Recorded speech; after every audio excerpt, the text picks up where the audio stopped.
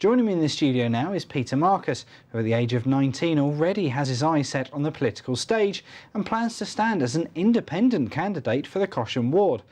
Well, Peter, a lot of our regular viewers will recognise your face, and been here a few times. That's it, and certainly will remember as well that political sort of mindedness is nothing new to you.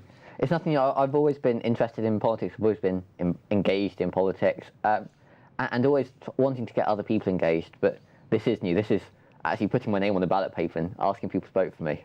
Brilliant. And traditionally, the independent candidates have got a lot more work to do. They haven't got the backing of a party behind them, but you're hoping that because you're a local boy, that's going to do some good stuff. I don't have the backing of the party. I don't have an email list of people built up. I don't have the contacts already made. This is all, I'm starting from scratch. But as you said, I'm from the area. I've grown up in Cosham. I went to school, primary school in Cosham. I went to college in Cosham. So this is my area. It's people I've grown up with. And I think that's important from a councillor. I don't want my councillor to live across the city. I want a councillor who's local to me, who uses the same shops and has the same problems as I have.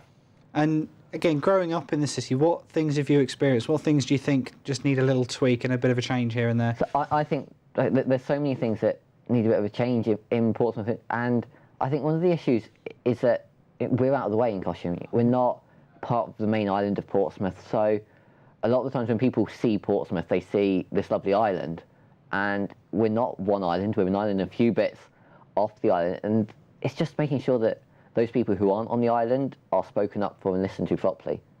Okay, and that's it, of course. Obviously, you've got Portsmouth is considered to be a much wider area, but where it's divided, do you find that there's much of a division between sort of the islanders and the people just over the bridge? I hear quite a lot. Speaking to people isn't new for me. I go around Cosham quite a lot, and quite often you hear, well, we're not from the island. The island's different to us.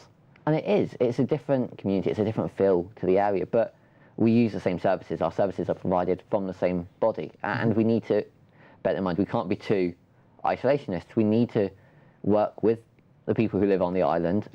It's one city, and we all need to live here and make it the best we can. But certainly positive information that you're putting out there. I mean, what other things would you be looking to kind of implement if you got the position? So obviously it's difficult because there's 42 councillors in Portsmouth.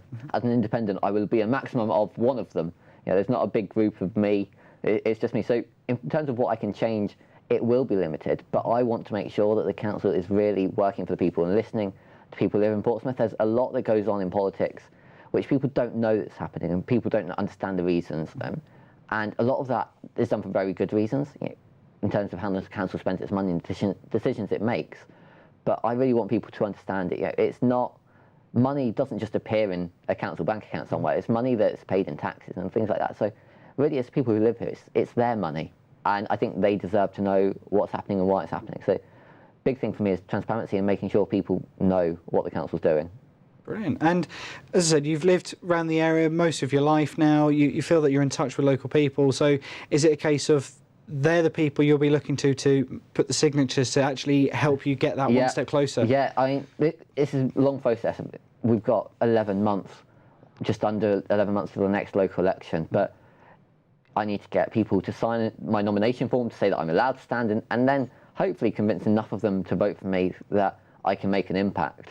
Okay, and how many signatures does it need to get that nomination? I need 10 for the first bit, so it's an achievable number to start with.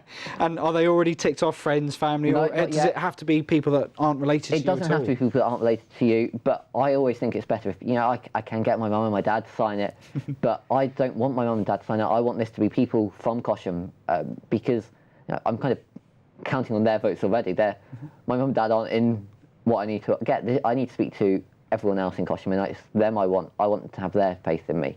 Okay, and so this is not the first step on your political ladder, so to speak. Say, we've already seen you in sort of youth parliament and stuff like that. Yeah, I've done youth parliament before. I've worked with politicians before to get stuff done.